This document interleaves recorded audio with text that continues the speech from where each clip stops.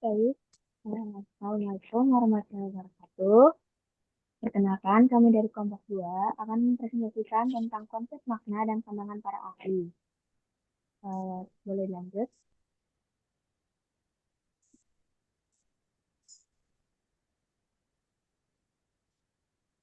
Di sini saya tidak sendiri, saya bersama teman-teman saya yaitu ada Alicia Nurrahma, Ramadenti Asari Ramdiansyah, Azmina Humaira, Hatami Baihaqi, Muhammad Siban Robani, Fadila Alicia Putri, dan saya sendiri Atika Salsabila. Boleh dilanjut? Baik, yang pertama akan dibacakan oleh Hatami Bayhaqi. Kepadanya, saya silakan.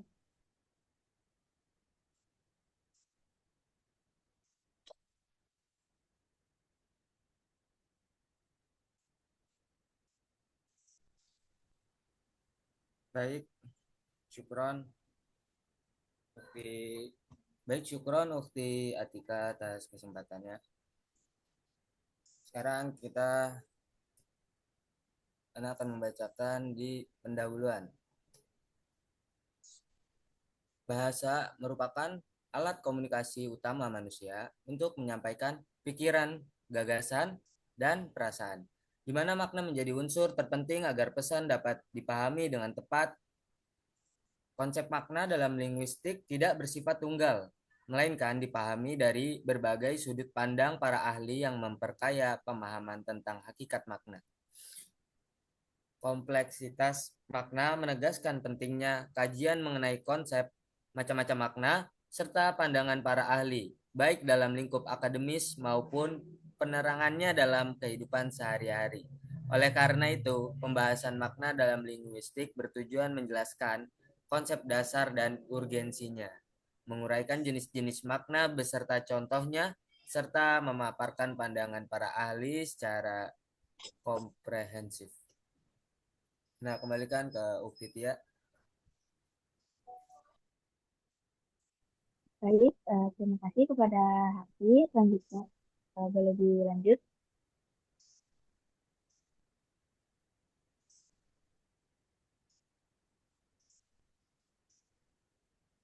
Selanjutnya akan dibacakan oleh Fadila. Kepadanya, saya persilakan.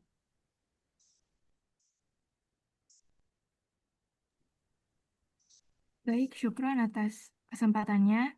Jadi dari pendahuluan yang sudah dipaparkan oleh rekan saya, yakni Haki, jadi pertama-tama kita akan mengkaji terlebih dahulu dari makna itu sendiri. Nah, jadi makna ini merupakan makna atau al-makna ini merupakan unsur ya atau bagian penting dari semantik. Nah, kalau dalam bahasa Arab, semantik ini merupakan ilmu dalalah.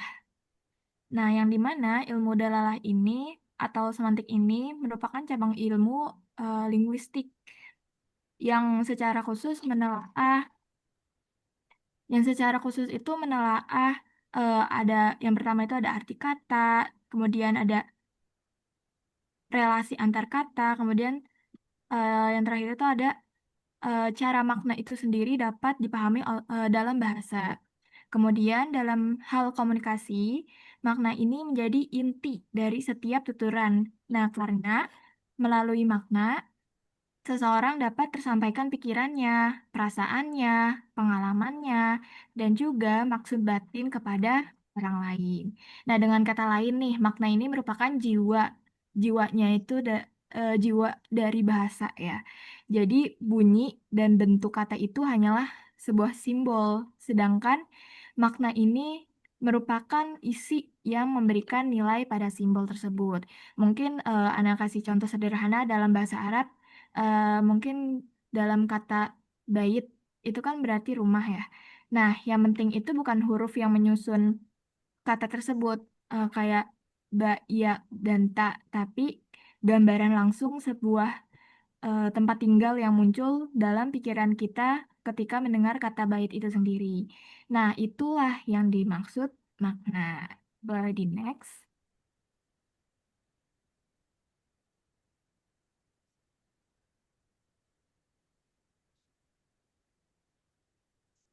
Nah, kemudian dalam cakupan kajian semantik, pembahasan makna tidak hanya berhenti pada arti kata secara leksikal. Nah, melainkan yang pertama itu ada asal-usul kata, kemudian perkembangan makna, serta faktor-faktor yang menyebabkan perubahan makna. Nah, penyebab dari perubahan ini bisa dikarenakan oleh perkembangan budaya, perubahan sosial, bahkan perbedaan konteks zaman. Kita ambil contoh nih, di sini ada kata sayaroh, yang dimana kata sayaroh ini dalam masa lampau atau klasik berarti rombongan musafir. Nah, ini tercantum pada Al-Quran, Quran Surat Yusuf ayat 19. Nah, kemudian di zaman sekarang atau masa kini, kata sayara ini lebih kita kenal dengan arti mobil ya. Nah, karena apa? Karena adanya faktor penyebab tadi, adanya perkembangan zaman, di mana sekarang ini teknologi sudah berkembang pesat dan juga cara masyarakat itu sendiri menggunakan kata tersebut. Jadi makna itu bisa diistilahkan dinamis ya, bisa berkembang dan juga berubah sesuai dengan perkembangan zaman, budaya, dan juga cara kita berkomunikasi. Mungkin itu saja, dikembalikan lagi kepada moderator. Baik, terima kasih kepada Lutfi Fadila. Lalu lanjut. Selanjutnya akan dibacakan oleh Lutfi Salma. Kepadanya saya persilakan. Oke, sekarang Ana insya Allah mau lanjutin tentang penjelasan dari konsep makna. Secara konseptual, makna dapat dipahami sebagai isi, pesan, gagasan, atau informasi yang muncul ketika sebuah kata atau kalimat diucapkan. Dalam bahasa Arab, makna tidak hanya terbatas pada kata, tetapi juga meliputi makna kalimat, makna wacana, serta makna yang dipengaruhi oleh nahu atau tata bahasa dan sorof yaitu morfologi. Nah, jadi kita mengetahui dari sini bahwa perubahan harokat atau bentuk kalimat sangat mempengaruhi arti sebuah kata. Contohnya di sini ada kata alima dan ulima. Alima dan ulima hanya berbeda di harokat, akan tetapi memiliki arti yang sangat berbeda. Contoh alima, ia artinya ia mengetahui, sedangkan ulima artinya telah diketahui. Nah, lalu contoh lainnya ada katibun maktubun. Hanya dengan mengubah pola kata, kita bisa mendapatkan dua arti yang berbeda. Pada katib berarti penulis, maktubun artinya yang ditulis. Boleh nih, next. Nah, selain itu, makna dalam bahasa Arab juga erat kaitannya dengan balaghah, khususnya pada ilmu ma'ani, yaitu ilmu yang menelaah kesesuaian ungkapan dengan konteks. Nah, contohnya di sini kita ada ada 3 kata, yaitu qalbun, fuadun, dan lubbun. Semuanya ini berarti hati, namun masing-masing memiliki nuansa makna yang berbeda, baik dalam Al-Quran maupun dalam karya sastra Arab. Oleh karena itu, pemahaman mendalam terhadap makna sangatlah penting, terutama dalam menafsirkan teks suci, menerjemahkan karya sastra, maupun dalam pengajaran bahasa Arab secara komunikatif. Saya kembalikan lagi ke moderator.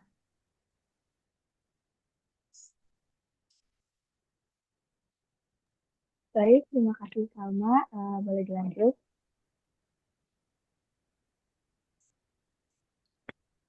Nah, selanjutnya materi ini juga akan dibacakan oleh Lutfi Maira. Kepadanya saya persilakan.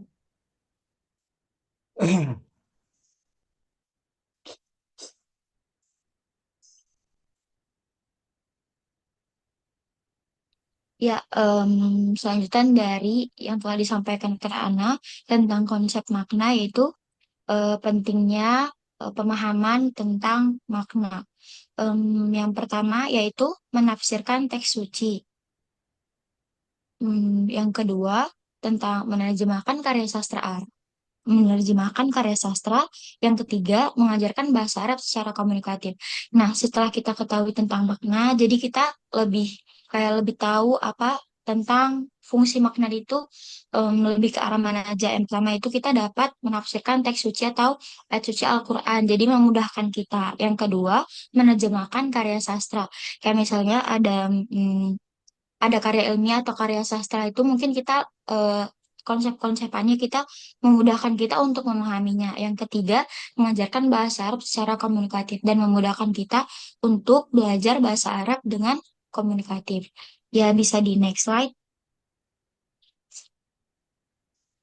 Nah, ini kalau tadi tentang pembahasan tentang konsep makna itu, dan sekarang pandangan konsep makna menurut para ahli. Yang pertama ada maaf, Mansur Pateda 2001. Menurut beliau, istilah makna seringkali dianggap kata yang membingungkan karena memiliki banyak pengertian dan penggunaan. Ia menegaskan bahwa makna tidak dapat dipisahkan dari kata atau kalimat yang diujarkan. Nah, makna itu kompleks dan tidak tunggal. Artinya, satu kata bisa memiliki banyak arti, tergantung pada cara dan konteks penggunaannya. Karena itu, makna bisa membingungkan bila tidak dijelaskan lebih lanjut. Contohnya, yaitu kata bisa, seperti racun ular, atau mampu melakukan sesuatu, tergantung pada konteks kalimatnya. Nah, yang kedua, yaitu menurut Ullman, dalam Pateda 2001, menyatakan bahwa makna merupakan hasil dari relasi atau bentuk linguistik dan pengertian yang dikandungnya. Makna muncul ketika kata atau bentuk bahasa dihubungkan dengan konsep atau ide tertentu. Jadi, sebuah kata bukan sekedar bunyi atau tulisan, tapi juga mewakili pemahaman tertentu dalam pikiran kita. Yaitu ada contohnya yaitu kata meja, bukan hanya bunyi meja, tapi merujuk pada konsep benda berkaki empat untuk menaruh sesuatu. Ya, mungkin ini dari saya dikembalikan ke moderator. Baik, terima kasih kepada Ukti Maira. Boleh dilanjut. Selanjutnya juga akan dibacakan oleh Ukti Alicia. Kepadanya saya persilakan. Baik, syukron Ukti Atika. Selanjutnya itu ada pandangan para ahli menurut Ferdinand de Saussure. Jadi dalam perspektif Ferdinand, makna dipahami sebagai konsep atau ide yang terkandung dalam suatu tanda bahasa. Menurut Ferdinand, bahasa terdiri dari tanda. Tanda itu punya dua bagian. Nah, yang pertama itu penanda atau signifier, yang artinya bunyi atau tulisan. Contohnya itu kata air. Yang kedua itu ada petanda atau signifier, yang artinya konsep dalam pikiran. Contohnya seperti cairan yang bisa diminum. Jadi, makna adalah ide yang muncul dari suatu tanda bahasa. Selanjutnya ada pandangan para ahli menurut Bloomfield. Sementara itu, menurut beliau menyampaikan bahwa makna adalah ekspresi kebahasaan yang hanya dapat dipahami jika dianalisis berdasarkan unsur-unsur penting dalam situasi ketika tuturan itu diucapkan. Makna it- makna makna tidak cukup hanya dilihat dari kata, tetapi juga harus eh, mempertimbangkan situasi dan konteks. Misalnya siapa yang bicara, kepada siapa, kapan, di mana, dalam suasana apa. Contohnya seperti kata dingin bisa bermakna suhu rendah saat membicarakan cuaca, atau bisa juga atau contohnya itu ada acuh ketika digunakan acuh itu ketika digunakan untuk menggambarkan sikap seseorang. Slide selanjutnya, pandangan para ahli menurut Aminuddin. Menurut beliau itu memandang makna sebagai hasil dari kesepakatan antara para penutur bahasa terhadap hubungan antara bahasa dan dunia luar, sehingga memungkinkan terjadinya komunikasi yang saling dipahami. Makna terbentuk dari kesepakatan sosial. Kita semua sepakat bahwa kata tertentu mengacu pada hal tertentu dalam dunia nyata. Karena kesepakatan ini kita bisa saling paham. Contohnya, misal kata kursi dipahami secara universal sebagai tempat duduk, sehingga ketika seseorang berkata, "Silahkan duduk di kursi," semua penutur bahasa Indonesia akan memahami maksudnya. Jadi makna dalam semantik bersifat kompleks dan tidak tunggal. Ia dipengaruhi oleh kata, konsep, konteks, dan kesepakatan sosial sehingga memungkinkan komunikasi berjalan efektif dan saling dipahami. Sekian penjelasan dari Ana, dikembalikan lagi ke moderator.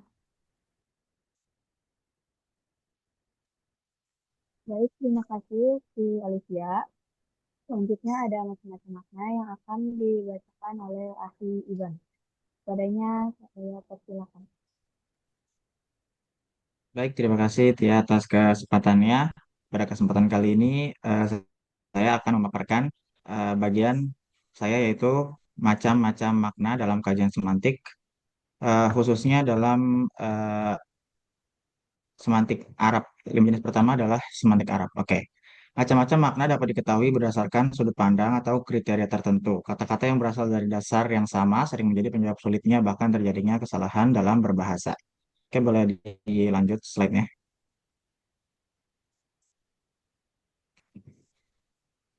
Oke, dalam konteks literatur semantik Arab, ini Dr. Muhammad Mukhtar Umar, seorang pakar dalam bidang linguistik, telah mengklasifikasikan makna ke dalam beberapa jenis yang berbeda berdasarkan karakteristik dan fungsinya. Yang pertama yaitu adalah makna asasi atau al-makna asasi. Ini adalah makna hakiki, teman-teman. Makna hakiki, jadi makna kamus yang bisa dipahami tanpa konteks apapun. Contohnya aja misalkan tadi kata meja ya tadi ya.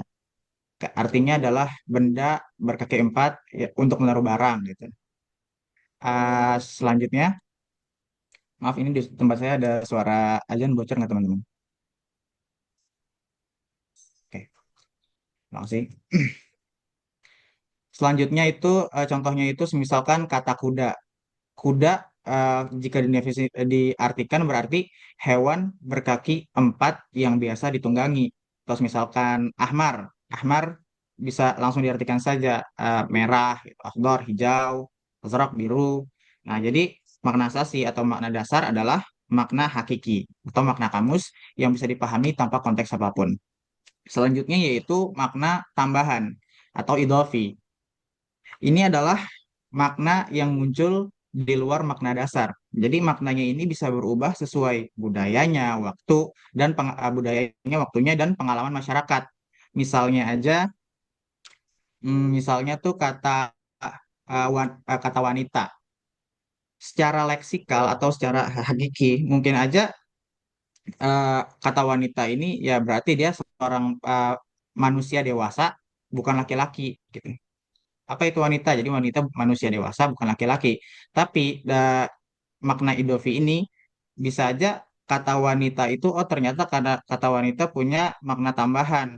Misalkan apakah wanita adalah seorang perempuan yang bersifat lembut, keibuan gitu. Eh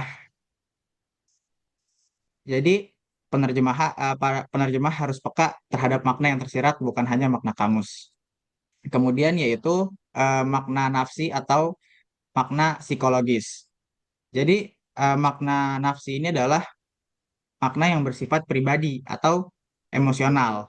Jadi makna ini sangat subjektif teman-teman dan dipengaruhi pengalaman seseorang. Misalkan aja kata penjara. Bagi bagian orang mungkin kata penjara tuh biasa aja. Cuman bagi orang yang pernah di penjara mungkin aja kata penjara memunculkan rasa trauma mendalam bagi mantan narapidana gitu. Terus misalkan kata apa lagi ya teman-teman? Eh, misalkan eh, agak sensitif mungkin, tapi misalkan cacat gitu. Misalkan kata cacat, mungkin bagi orang-orang yang tubuhnya normal atau gimana, mungkin kata cacat terdengar biasa aja. Cuman bagi orang-orang yang misalkan nggak bisa jalan atau nggak bisa melihat, mungkin kata cacat terdengar sensitif gitu. Jadi karena sifatnya personal, makna ini sulit diterjemahkan tanpa memahami konteks emosi penulis atau tokoh. Yang keempat itu adalah makna gaya bahasa atau al-ma'anal uslub. Makna ini muncul karena pilihan ragam bahasa atau register. Dua kata bisa memiliki arti dasar sama, tapi berbeda rasa karena gaya penggunaannya. Contoh sederhananya aja, kata aku, kamu, dan gua, lu, atau saya, Anda. Jadi, eh, em, kata Anda saya itu digunakan dalam forum-forum formal seperti kita sekarang ini. Nggak mungkin di forum ini kita eh, bicara, misalkan saya bicara pakai gua, lu gitu. Itu kan nggak sopan. Jadi gaya bahasa itu eh, apa ya? Kata yang arti yang sama tapi memiliki makna yang berbeda. Misalkan aku lebih sopan, Anda lebih formal, gua lebih kasar gitu atau gaul gitu. Atau misalkan dalam bahasa Inggris kata father, father mungkin lebih formal atau daddy, kalau daddy itu lebih akrab tuh teman-teman.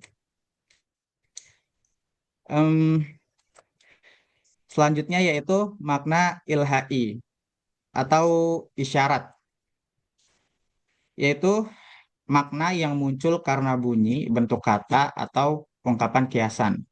Semisalkan aja eh, kata gemerincing. Kata gemerincing itu kata yang muncul dari bunyi, teman-teman. Misalkan gemerincing logam. Jadi ada suara logam, suara logam kan bunyinya itu kerincing kerincing kerincing gitu kalau digesekin. Nah, itu muncullah kata gemerincing gitu. Terus makna yang muncul karena bunyi bentuk kata. Tadi yang udah seperti yang disampaikan sama Salma tadi kata alima artinya mengetahui, mulima diketahui gitu. Kemudian ungkapan kiasan, misalkan istilah langit dan bumi. Langit dan bumi itu bisa aja memiliki makna, eh, artinya kedua hal itu jauh berbeda. Misalkan kamu dan dia itu bagaikan langit dan bumi. Kamu dan dia itu langit dan bumi gitu. Maksudnya kata langit dan bumi itu memiliki makna bahwasanya kamu dan dia itu sangat jauh berbeda. Nah, demikian penjelasan 5 jenis makna dari saya, makna asasi, makna idhafi, makna uslubi, makna nafsi, dan makna ilhai. Kelima jenis ini menunjukkan bahwa sebuah kata tidak hanya punya arti kamus, tapi juga lapisan budaya, gaya, gaya, perasaan, bahkan bunyi. Untuk selanjutnya itu akan disampaikan oleh rekan saya, eh, yaitu macam-macam makna, tapi mungkin dalam literatur linguistik modern gitu. Oke, terima kasih. Saya kembalikan pada moderator. Terima kasih, Iban. Selanjutnya dilakukan bersama.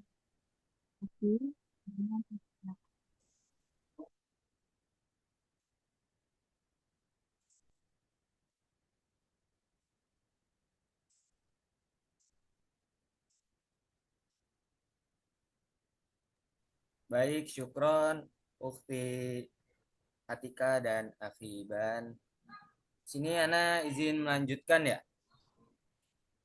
Sini tuh yang pertama itu ada makna leksikal. Makna leksikal ini ialah makna asli yang dimiliki kata ketika berdiri sendiri dan biasanya tercatat dalam kamus. Misalnya pensil. Misalnya pensil berarti alat tulis dari kayu dan arang. Atau kuda yang berarti hewan berkaki 4 yang biasa ditunggangi. Tentunya seperti itu ya. Dan lanjutin ke makna gramatikal. Makna gramatikal ini muncul karena proses tata bahasa seperti afiksasi, reduplikasi, atau komposisi kata.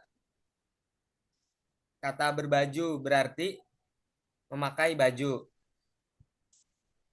karena prefiks ber menambahkan arti memakai, sedangkan rumah-rumah menunjukkan jamak karena reduplikasi. Selanjutnya ialah makna kontekstual. Makna kontekstual ini ditentukan oleh situasi pemakaian kata, mencakup tempat, waktu, dan kondisi ujaran. Kata jatuh dalam kalimat Adi jatuh dari sepeda berarti terjatuh secara fisik, sedangkan pada harga saham jatuh berarti turun nilainya. Kemudian selanjutnya ada makna denotatif dan konotatif. Makna denotatif ini makna lugas dan objektif sesuai fakta, sedangkan makna konotatif adalah makna tambahan yang mengandung nilai rasa atau asosiasi. Contoh denotatif, mawar berarti ya bunga mawar, dan contoh konotatif, mawar sebagai simbol cinta atau keindahan. Selanjutnya itu ada makna sosial. Makna sosial ini menandai hubungan sosial antara penutur dan pendengar. Misalnya tingkat keakraban atau status sosial. Dalam bahasa Indonesia, sapaan bapak, ayah, dan abah ini menunjukkan derajat keformalan yang berbeda. Dalam bahasa Arab, contohnya zaujah, istri, tapi dapat diganti dengan akilah untuk menunjukkan status kehormatan tertentu. Mungkin sekian dari Ana. Nah, kembalikan ke Ukti Atika. Baik, terima kasih kepada Hati. Boleh dilanjut.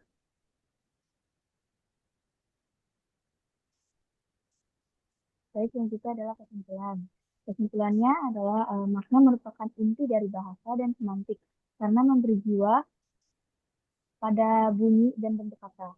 Makna tidak hanya terbatas pada arti kamus atau arti leksikal, tetapi juga dipengaruhi oleh konteks sosial, budaya, sejarah, dan relasi antar kata. Para ahli seperti Mansur Fateda, Ullmann, Saussure, Bloomfield, dan Aminuddin sepakat bahwa makna lahir dari hubungan antara bentuk bahasa, konsep mental, dan kesepakatan penggunaan bahasa sehingga dapat dipahami bersama. Dalam bahasa Arab juga hal ini terlihat sangat jelas. Perubahan kecil seperti harokat, wazan, atau konteks balagoh bisa menggeser arti secara signifikan.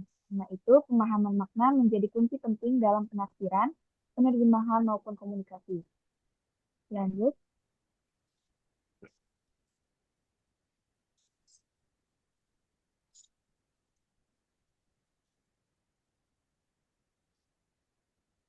Sekian dari kelompok 2, apakah ada yang ingin bertanya?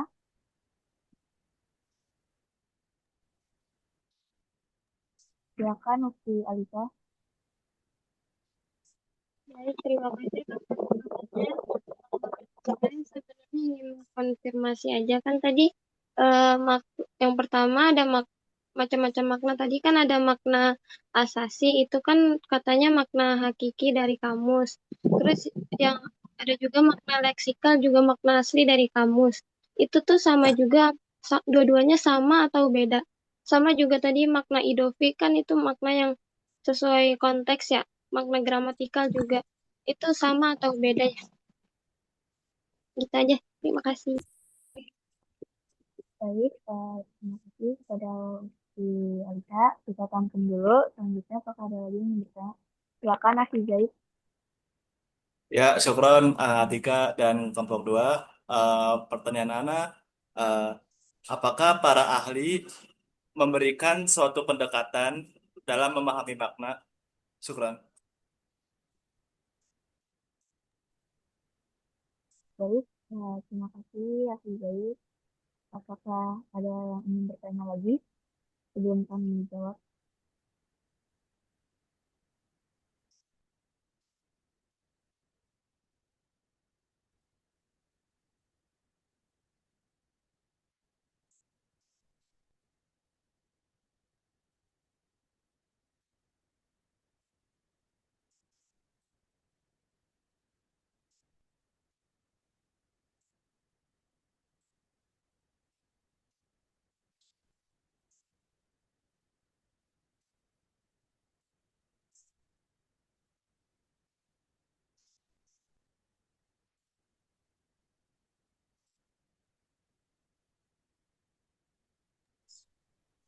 Sekali lagi, apakah ada yang masih ingin bertanya, teman-teman?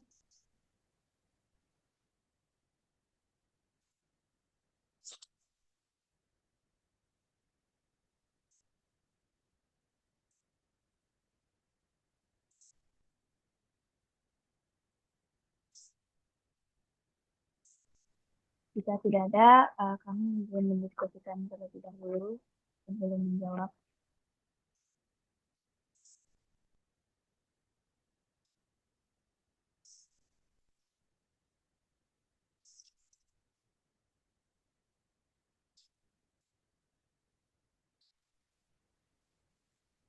Ini boleh izin jawab pertanyaannya ini ya. Siapa tadi? Uhti Alisa. Ya sebenarnya kayak yang tadi Anda bilangin, secara praktis sebenarnya keduanya sama, antara asasi sama leksikal. Tapi eh, bedanya tuh hanya apa ya? Asasi itu dipakai di kajian semantik Arab, sedangkan leksikal itu dipakai di linguistik modern. Begitu, Alisa. Eh, Mastiin lagi berarti dari nomor 1 sampai 5 itu dari sudut pandang semantik Arab, terus nomor 6 sampai 10 dari kajian linguistik modern gitu. Benar, Alisa.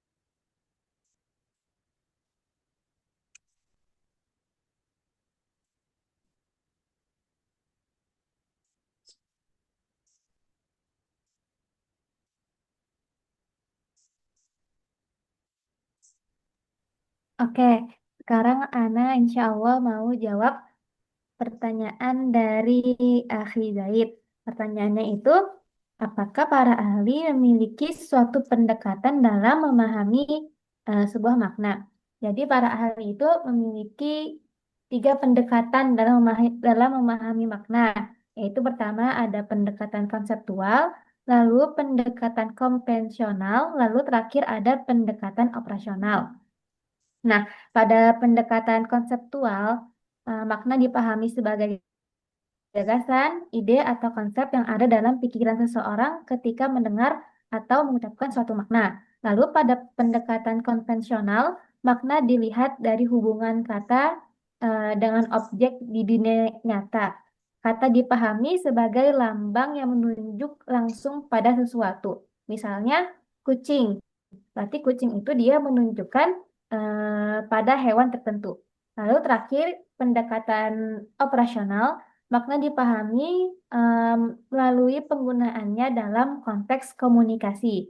Artinya, makna tidak hanya dari konsep atau rujukan, tetapi juga dari cara kata dipakai dalam situasi tertentu. Akhi Zaid, apakah sudah terjawab? Sangat dekat. Syukran Salma, syukran kelompok 2. Afwan. Apakah masih ada yang ingin bertanya, Ikhwah?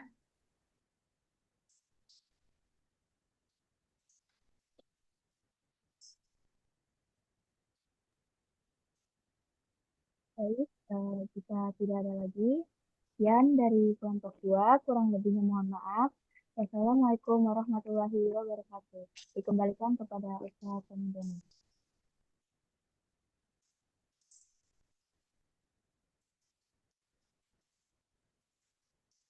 Sudah ya? Baik. Terima kasih kepada kelompok 2. Saya ingin menyampaikan pantun, ya.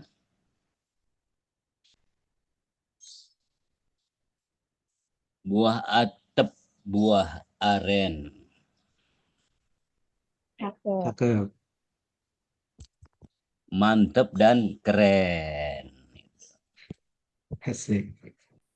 Begitu juga teman-teman yang telah memberikan beberapa tambahan pertanyaan dan masukan. Nah, ini namanya jadi komunikatif nih ya.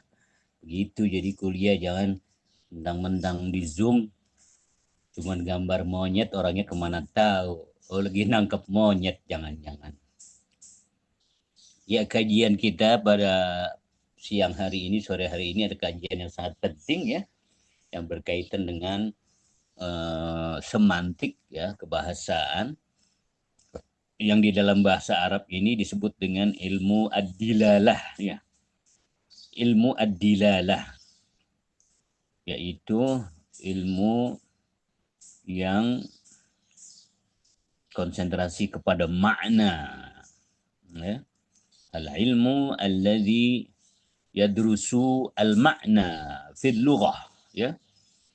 Ma'ani al-faziha wa ma'ani taraqibiha wa al-alaqat bainahuma. Namanya ilmu ad-dilalah. Kajian semantik. Dan ini paling penting ya. Jadi dalam konsep linguistik, makna itu ya adalah hubungan antara kata ya dengan referensi. Katanya kucing, referensinya kita lihat seekor kucing. Itu menjadi menjelaskan makna dari apa yang diacu oleh sebuah bahasa. Secara garis besar teman-teman, bahwa makna itu ada dua, yaitu makna denotatif ya, makna denotatif dan makna konotatif.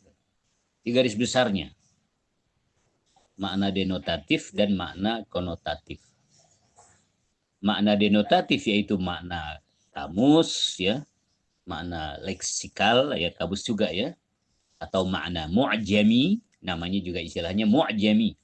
Mu'jami, leksikal, kamus gitu. Atau al-ma'na al-asli ya, makna asli. Dari kedua, makna konotatif. Makna konotatif, konotasi. Nah, inilah yang kemudian bercabang-cabang tuh makna konotasi itu. Yaitu sesuai dengan keadaan, sesuai dengan emosi, sesuai dengan sosial ya. Yang tadi disebutkan oleh teman-teman semua tuh. Itu namanya makna konotatif ya. Makna konotatif, makna al-ihai. Makna al-ihai. Jadi dari semua ahli ya teman-teman, itu intinya pada dua itu, konotatif dan denotatif. Cuma mungkin bahasanya aja yang agak berbeda sehingga kadang bikin kita bingung tadi ya. Baik pendapat Ferdinand de Saussure ya, pendapat Richard, pendapat Bloomfield, pendapat John Lyon, pendapat Charles Morris ya, pendapat Muhammad Umar tadi itu. Nah, Arab itu dari Muhammad Umar. Itu semuanya mengacu kepada dua makna besar. Makna konotatif dan makna makna denotatif dan makna konotatif. Akhirnya berubah, berkembang ya menjadi beberapa makna. Yang paling lengkap itu kalau kita lihat contohnya dulu ya. Makna konsep atau makna asli denotatif seperti qalamun, qalam. Kita udah tahu tuh yang namanya qalam ya alat untuk menulis ya. Qalam alat untuk menulis ya. Itu namanya makna denotatif atau makna leksikal atau makna konsep ya. Qalam. Tapi kalau ada orang yang ngomong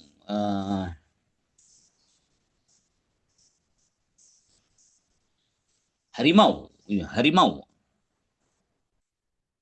Harimau bahasa Arabnya apa?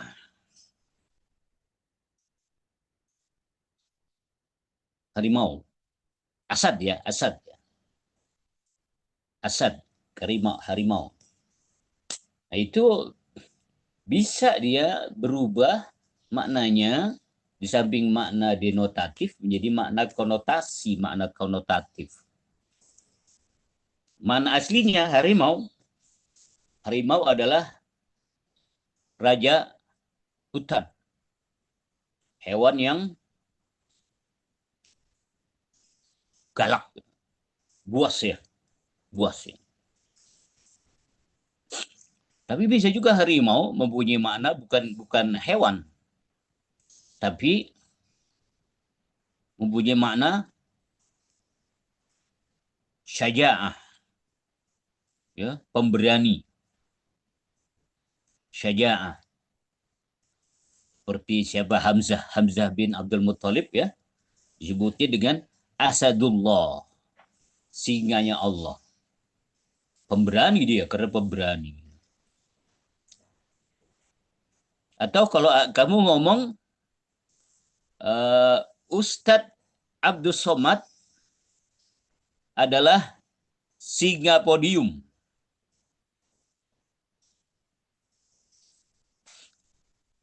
Artinya apa nih singa podium?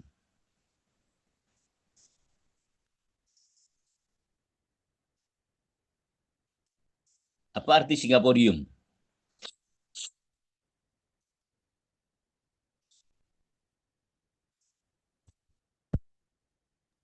Orang yang pandai dalam beda. ceramah.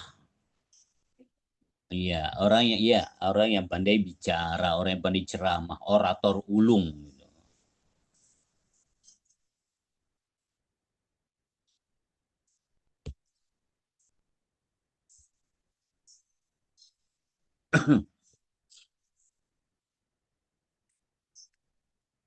Akhirnya terbagi-bagi itu, seperti yang tadi disebut oleh Muhammad Omar, atau oleh pendapat lain ya seperti menurut Gofrelech ya, yaitu tadi makna berubah dari makna asli, makna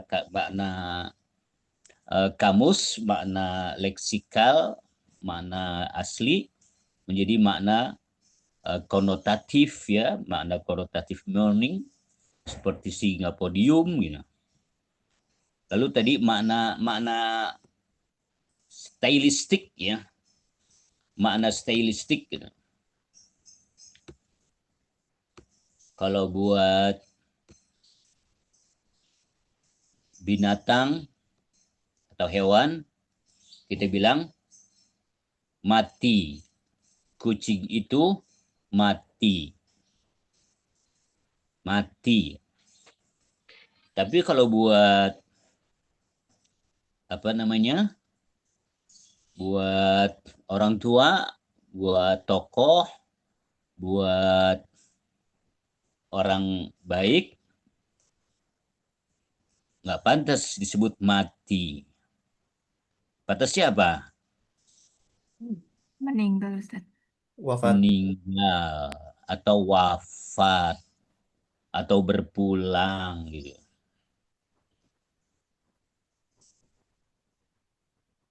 Kalau buat orang-orang jahat, pantas ke orang-orang jahat disebut berpulang ke rahmatullah. Enggak dong ya. Seperti Firaun gitu. Firaun itu nggak pantas dibilang wafat. Mati udah top banget, tapi ya lebih tepat lagi udah binasa gitu ya. Hancur. Atau dalam bahasa Jermannya modar gitu.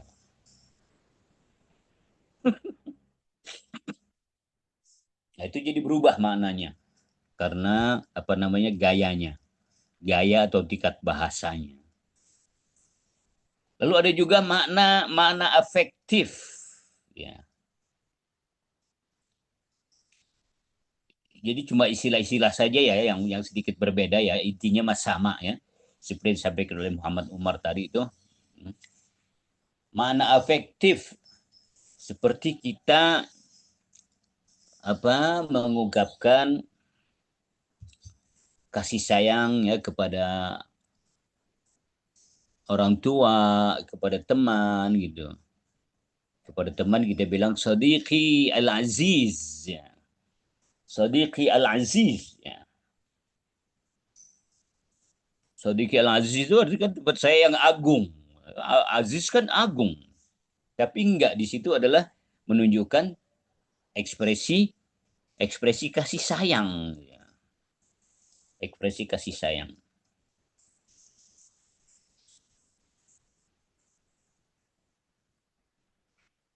Lalu bisa juga makna yang namanya makna reflektif. Makna bermakna ganda, reflective meaning, makna ganda. Yang saling berpengaruh. Contohnya kata-kata jannatun. Jannatun itu bisa mempunyai makna kebun, tapi bisa mempunyai makna surga.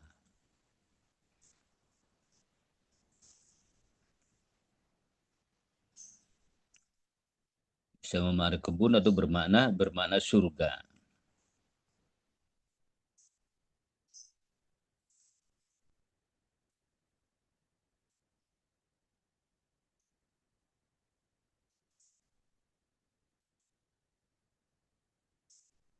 Atau makna tematik. Makna yang bergantung pada susunan kalimat. Kita bergantung kepada susunan kalimat. Yaitu seperti kataba al-ustadu ad-darsa. Nah, kita memaknainya itu dengan susunan penekanan dari kalimat yang tertulis. Kataba at-talibu ad-darsa. Kita tentukan kataba itu artinya menulis, atau al-ustadu guru, ad-darsa nulis ya.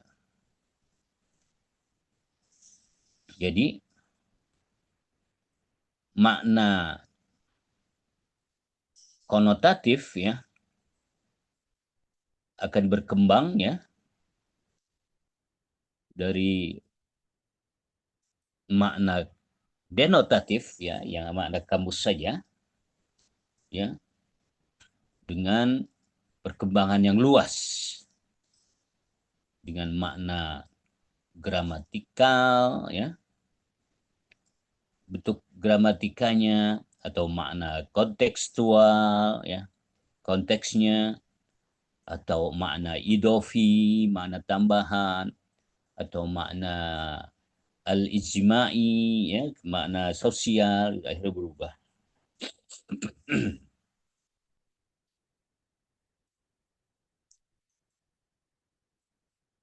Cuma yang membuat kita memang agak bingung gitu ya, karena istilah-istilah para ahli itu agak sedikit berbeda-beda tadi itu. Padahal sih konsepnya sama. Coba nomenklatur ya, nomenklatur atau bahasa sebutannya aja ya.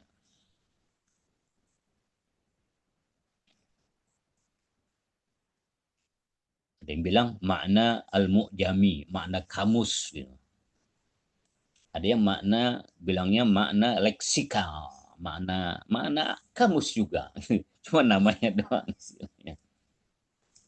Atau makna al-asli, makna asli, ya makna kamus.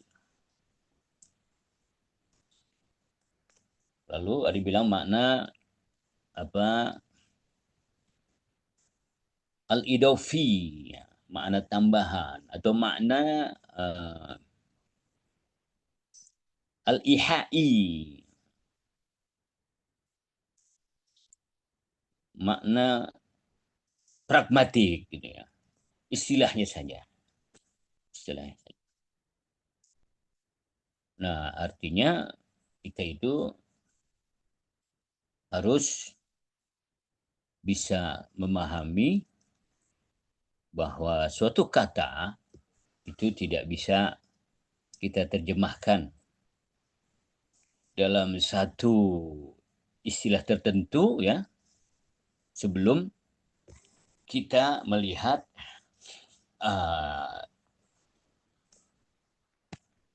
konotasi, situasi, dan kondisi ya ketika kalimat itu diucapkan. Dan bahasa Arab, teman-teman, itu sangat kaya ya, sangat kaya dengan makna-makna seperti ini. Paling kaya dari sebuah bahasa dalam memberikan makna konotasi adalah bahasa Arab. Tapi setiap hari kita membaca itu dan menyampaikan itu. Qamarun itu. Qamarun itu kata leksikalnya matahari. Tapi kita maksud adalah qamarun, qamarun yang dalam lagu misalkan. Qamarun, qamarun, qamarun sidnan nabi, qamarun. Nggak bisa itu diterjemahkan secara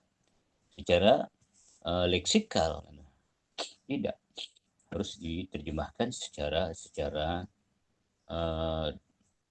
konotasi. Pada saat itu kita sedang bermaksud memuji junjungan alam Nabi besar Muhammad sallallahu alaihi wa alihi wasallam.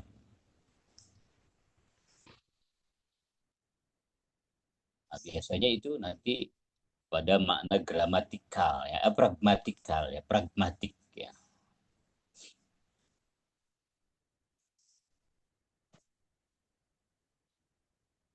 Jika kita mau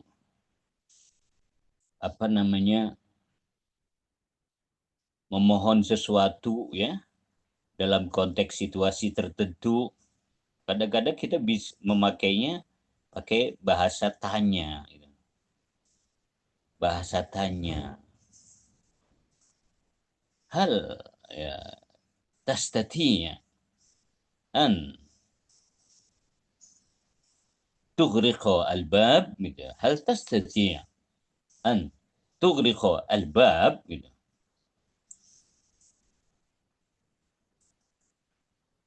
Ini secara bahasa adalah pertanyaan ya tentang kemampuan kita. Hal tastati, apakah Anda mampu antughliqal bab untuk menutup pintu? Padahal maksudnya kan bukan bertanya. Sebetulnya ini permintaan, sopan. Hal tastati antughliqal bab artinya sih punten gitu ya. Tolong pintu ditutup gitu. Kalau bahasa yang umum kita teman-teman boleh minjem buku gitu ya. Boleh minjem buku ya. Itu kan boleh minjem buku bukan artinya kita bertanya, enggak. Artinya apa? Mau minjem. Mau minjem.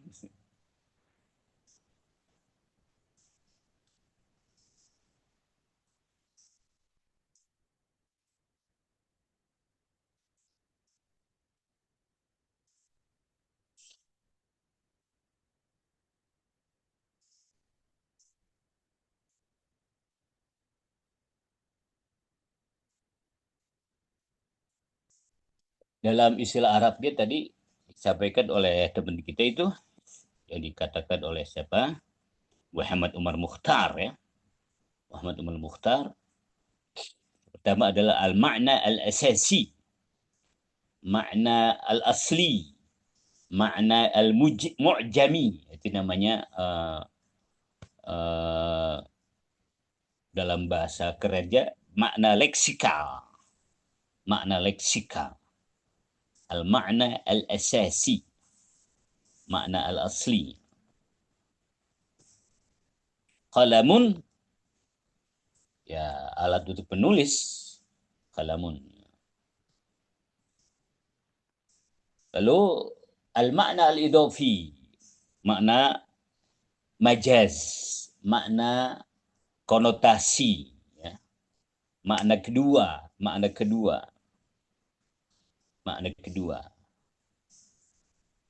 Konotasi tadi, asad, hewan yang galak. Tapi dia berubah menjadi makna asad, sigapodium.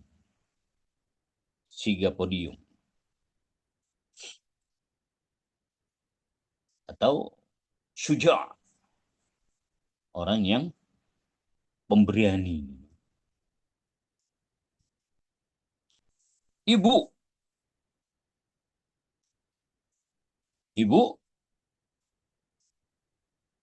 adalah orang yang melahirkan kita, yang merawat kita. Tapi bisa dipakai untuk yang lain. Ibu kota, ibu pertiwi. Yang kemarin viral di Nepal. Seorang anak muda, orasi dengan luar biasa orasinya. Bisa begitu orasinya itu anak muda itu. Nepal, our mother. Kan begitu kebilang ya. Nepal, our mother. Ibu saya. Oh, Nepal kok ibu saya. Akhirnya membuat kekisruhan yang luar biasa di sana.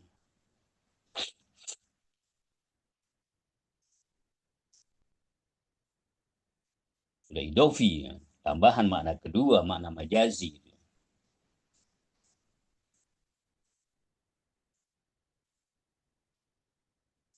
Ada lagi contohnya makna nafas, ya, makna wijdan, makna apa psikologi, ya, makna psikologi. Kita ngomong kepada orang, ya habibi, ya habibi, ya habib Allah, ya, itu makna wujdani,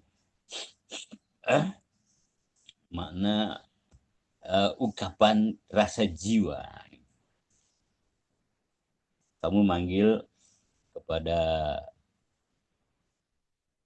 teman kamu, manggilnya sayang, kan main, manggilnya sayang. Yang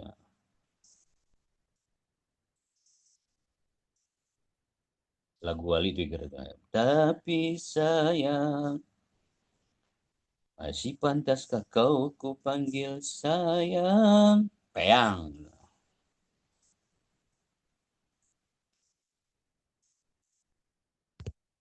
Ada juga mana al-uslubi, balik lagi tuh ke terjemahan ke istilah-istilah tadi tuh. Cuman bahasanya aja lain.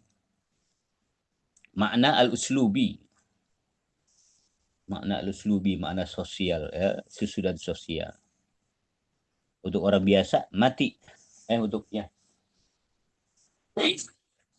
kucing mati.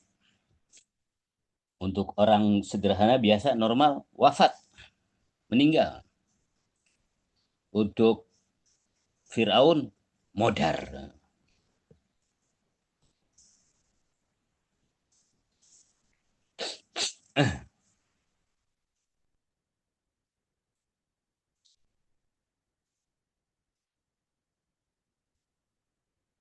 Itu semuanya, ya, berhubungan kepada makna konotatif. sebagai lawan daripada makna denotatif. Makna denotatif makna asli, makna konotatif makna denotatif, makna konotatif makna tambahan, ya, baik itu makna idafi, makna nafsi, makna uslubi, makna ijazi, ihai, dan sebagainya. Cuman istilahnya saja lain, ya, istilahnya lain dalam bahasa Inggris, dalam bahasa keren, gitu ya. Dalam bahasa keren, bahasa Inggris itu sering kita kenal dengan istilah-istilah, ya, yang keren, gitu, yaitu makna konseptual, makna konotasi, makna stylistik, makna afektif, makna reflektif, makna kolokatif, ya, makna tematik.